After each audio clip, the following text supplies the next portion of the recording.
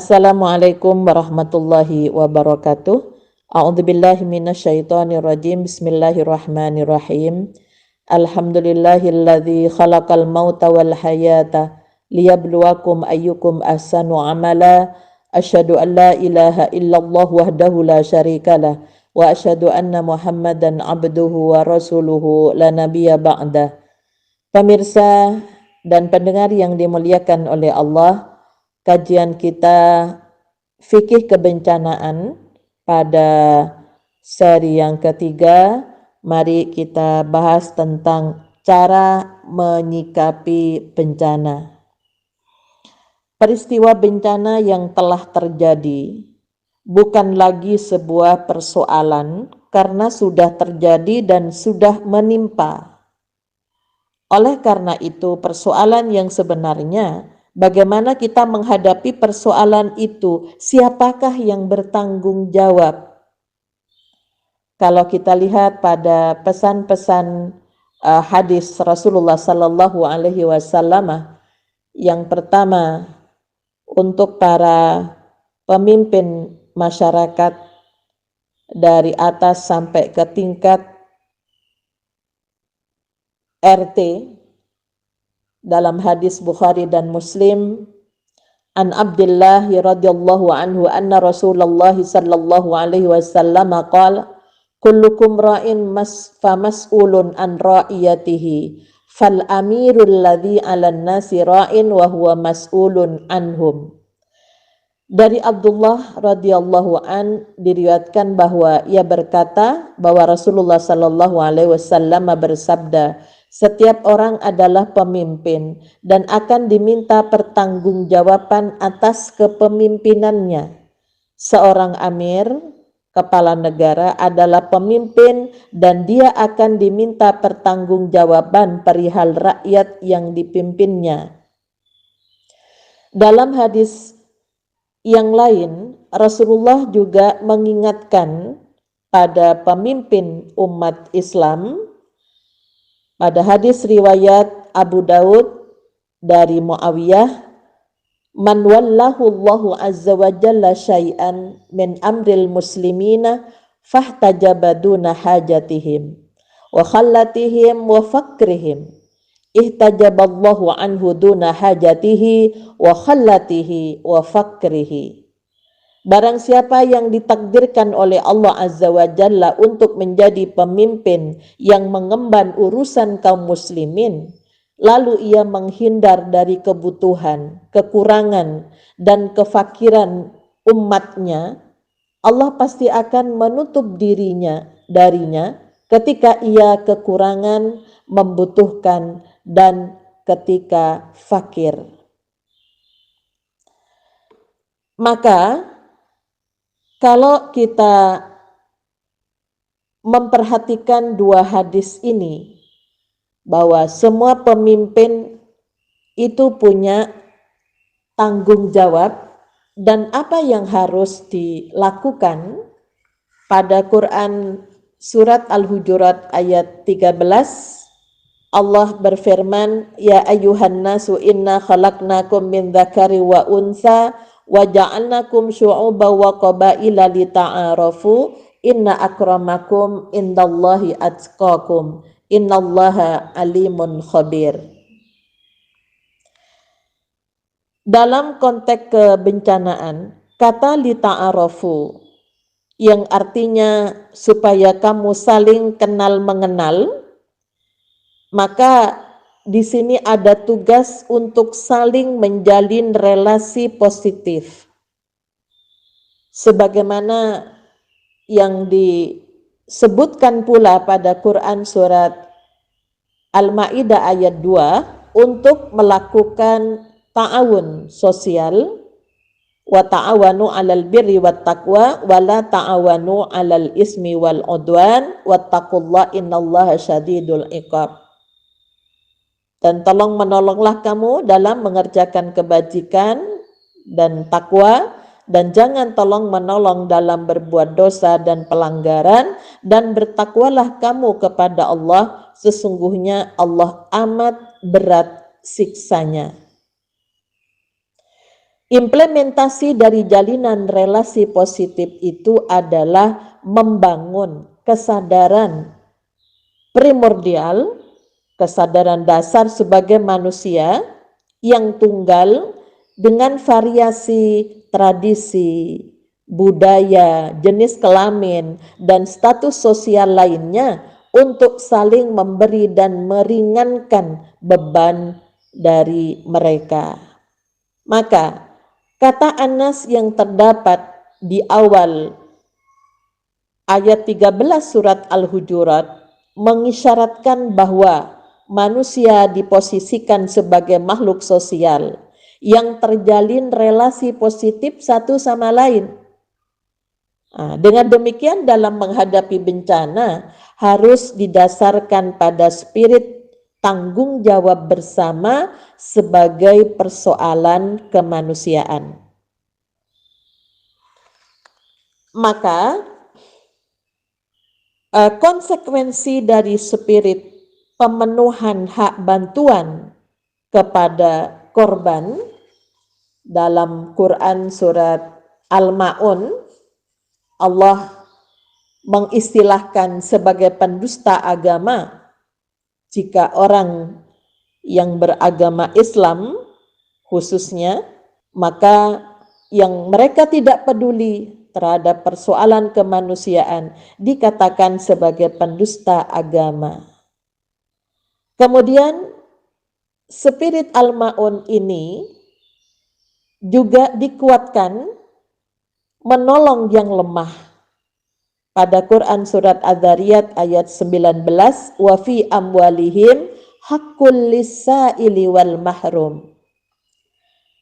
Jadi salah satu ciri orang yang bertakwa di sini, ya, pada harta mereka ada hak untuk orang miskin yang meminta dan orang miskin yang tidak mendapatkan bagian karena mereka malu untuk minta-minta. Maka hal ini juga perlu memperhatikan tentang standar kelayakan minimal. Sama dengan zakat, yang tentunya syarat-syarat tertentu untuk dapat ditunaikan, ini sangat penting, ada ketentuan-ketentuan. Jadi jangan hanya sekedar memberikan atau asal-asalan, tapi berdasarkan suatu kerangka minimal yang menjadi kebutuhan mereka. Kemudian apa yang harus kita berikan kepada mereka yang kena dampak dari korban bencana alam ataupun yang non-alam seperti wabah pada saat ini, yang di tempat lain juga sudah mulai berdatangan yang namanya banjir, maka kita kuatkan bahwa mereka tidak sendirian. Mereka punya saudara yang peduli. Untuk itulah di dalam Quran surat Yusuf, ya, Allah mengingatkan kepada kita, kemudian kita kemas bagaimana kita sampaikan kepada mereka pada ayat 87, wala tayasu mir rawhillah innahu la yayasu mir rawhillahi illal qaumul kafirin. Jangan sampai putus asa dari rahmat Allah. Allah itu lebih banyak kasih sayangnya kepada manusia daripada kebencian kepada manusia. Kemudian di dalam surat Al-Hijr ayat 57, qala wa may yaqnatu mir rahmati rabbih illa dhallun.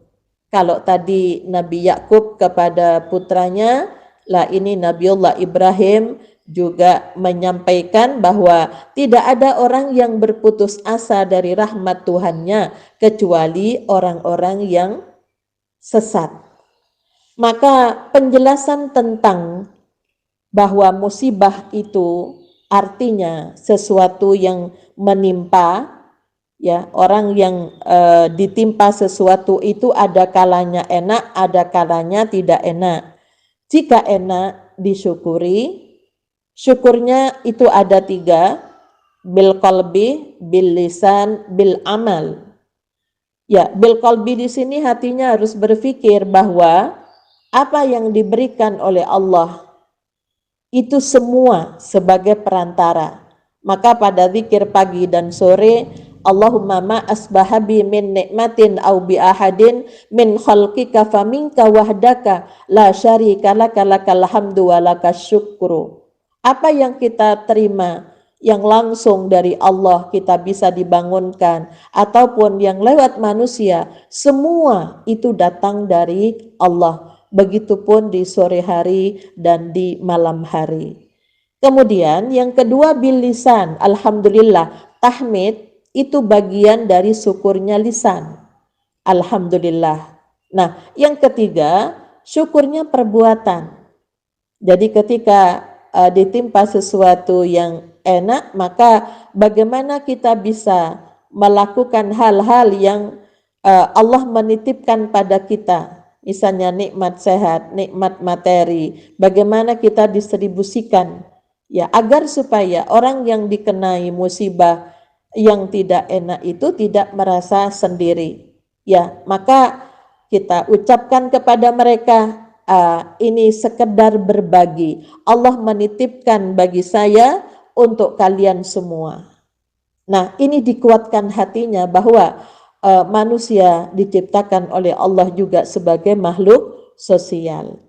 Semuanya tentunya tidak ingin mendapatkan bencana yang tidak enak. Kemudian yang kedua, bagaimana ketika mereka itu ditimpa sesuatu yang tidak enak, maka tentunya yang perlu disampaikan adalah sabar. Sabar dalam hati artinya jangan sampai hatinya punya sikap suudon kepada Allah. Ya, kita harus berbaik sangka kepada Tuhannya. Kemudian lisannya juga harus berucap, mudah-mudahan. Ya, jadi seperti ketika ditimpa musibah itu sebenarnya ada awalan ya, sebelum innalillahi, sebenarnya Rasulullah menganjurkan agar supaya kita mengucapkan alhamdulillah, innalillahi wa inna ilaihi raji'un. Kemudian Allahumma ajirni fi musibati wa akhlif li khairan minha. Kemudian kita berucap mohon kepada Allah supaya bencana yang menimpa itu diganti oleh Allah dengan yang lebih baik, bisa berupa ketakwaan, kesabaran. Itu juga bagian, tidak semua orang memiliki sifat itu. Kemudian sabar di sini tentunya bukan berarti dibatasi, jadi sabar itu tidak boleh dibatasi. Dikatakan dalam hadis Rasulullah dalam riwayat Bukhari dan Muslim bahwa sabar dengan perbuatan adalah upaya merubah kondisi yang tidak baik itu yang dihadapi untuk menciptakan kebaikan-kebaikan di masa yang akan datang. Wa may yatasabbar yusabbirhullah wa ma u'tiya ahadun ata'an khairan wa awsa'a minas sabri. Ini pesan Rasulullah pada kita, barang siapa yang sabar akan disabarkan Allah, dan tidak ada pemberian Allah yang paling luas dan lebih baik daripada kesabaran. Jadi bersabar tidak hanya dimaknai dengan usaha untuk menuju kebaikan setelah terjadi musibah yang berupa keburukan, tetapi juga dapat dimaknai sebagai usaha membuat kebaikan jauh sebelum musibah itu terjadi. Maka beberapa hal yang perlu kita kelola ya berkaitan dengan hal-hal yang sering dialami oleh kita manusia. Yang pertama ada tindakan preventif. Jadi kita sebagai manusia tidak tahu apa yang akan terjadi, tapi manusia perlu usaha. Misalnya tidak membuat rumah di dekat gunung berapi, di dekat laut yang berpotensi tsunami, di tempat yang gampang longsor misalnya. Nah, ini juga perlu menjadi bahan pertimbangan karena saya ingat pesan Rasulullah bahwa tatayur ya, tatayur sial Jadi bukan karena harinya pindah rumahnya yang enggak pas sehingga kena bencana. Jadi sial itu ada 3. Yang pertama, rumah yang jelek. Artinya yang dibangun di tempat-tempat yang berbahaya, dan konstruksi bangunan, bahan-bahan bangunan juga dari bahan-bahan yang lemah, sehingga ada angin sedikit roboh. Yang kedua, yang menyebabkan sial adalah kendaraan yang kurang bagus, artinya yang memang sudah kendaraannya sudah tua, sudah banyak mesinnya sudah tidak bagus, dipakai bepergian jauh. Kalau mogok di jalan ya otomatis terhambat. Ya, kemudian akhirnya sepedanya yang dikatakan membawa sial. Yang ketiga, sial perempuan ya, yang membawa menjadikan sial itu persoalan perempuan ya. Perempuan dimasukkan juga. Perempuan yang bagaimana? Perempuan yang tentunya boros di dalam menggunakan harta yang diberikan oleh suaminya. Diisi berapapun nggak pernah cukup. Ya, nah ini termasuk ya bukan hari pernikahannya yang membawa sial. Namun yang sial itu adalah perempuannya yang belum dididik bagaimana caranya mendistribusikan harta. Nah, pemirsa dan pendengar yang dimuliakan oleh Allah, maka ketika terjadi bencana, ada tindakan preventif, pemahaman yang benar tentang penyebab terjadinya bencana itu apa, itu perlu disampaikan terus-menerus, mulai dari keluarga. Kemudian bagaimana hubungan manusia dengan alam. Ya, jadi alam itu jangan juga dirusak. Kenapa?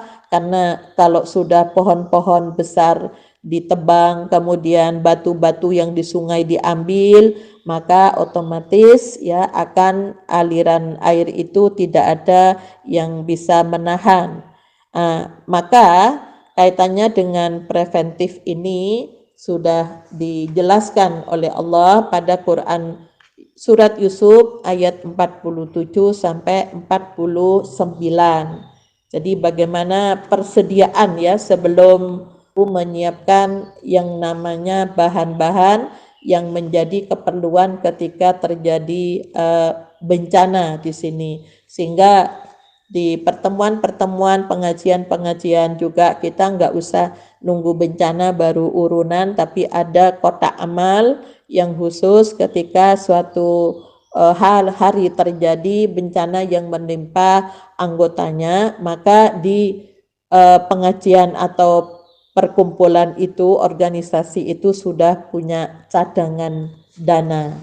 Yang kedua, tindakan kuratif ya, jadi tanggap darurat. Nah, praktis penanggulangan bencana itu membutuhkan kesiagaan terhadap bencana, bahwa bencana menolong sesama ketika terjadi bencana itu panggilan kemanusiaan.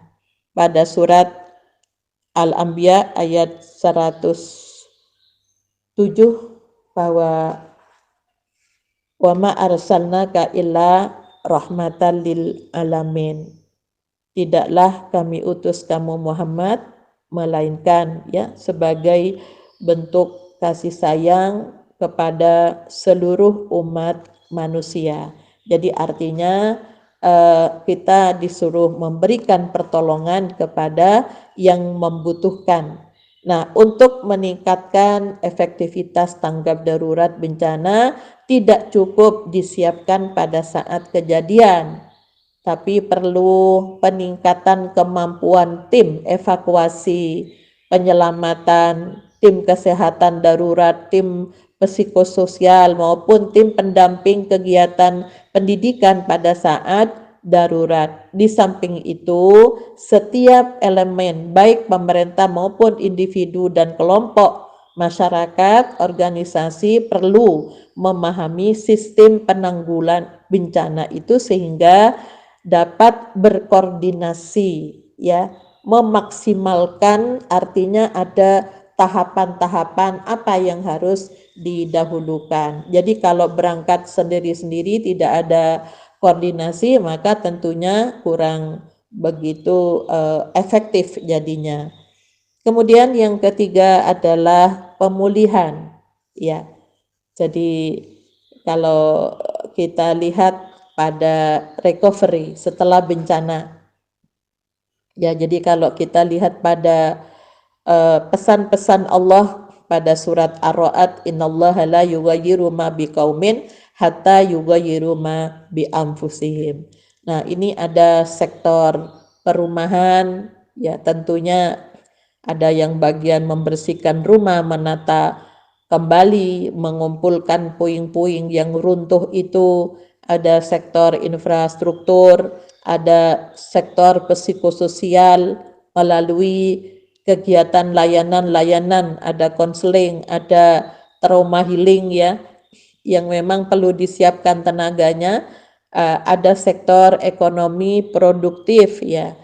Jadi bagaimana kalau itu di tsunami yang kena dampak tentunya nelayan. Kalau tanah longsor Merapi itu biasanya banyak petani. Maka apa yang harus dilakukan gitu ya. Jadi untuk itu maka pelaksanaan dari rehabilitasi dan rekonstruksi dengan tepat dan baik itu perlu adanya pengkajian. Ya, jadi apa yang dibutuhkan oleh masyarakat itu setelah terjadinya bencana itu.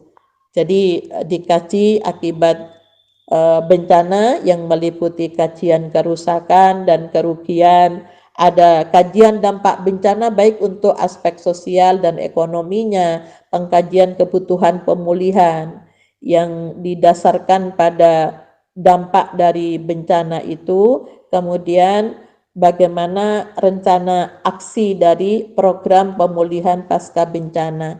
Nah, disinilah maka ada dua hal yang berkaitan dengan ada fisik, yang ada yang non fisik.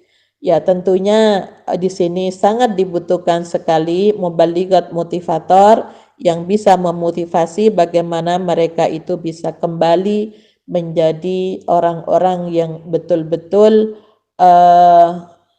bisa setidaknya tidak putus asa terhadap apa yang mereka alami selama ini. Ya, nah inilah peluang yang sangat penting sekali untuk memberikan motivasi kepada mereka bahwa ketika diberi ujian itu bagian daripada bentuk kasih sayang Allah atau juga peringatan supaya lebih baik ke depannya. Barangkali ini yang dapat saya sampaikan, lebih dan kurangnya mohon maaf.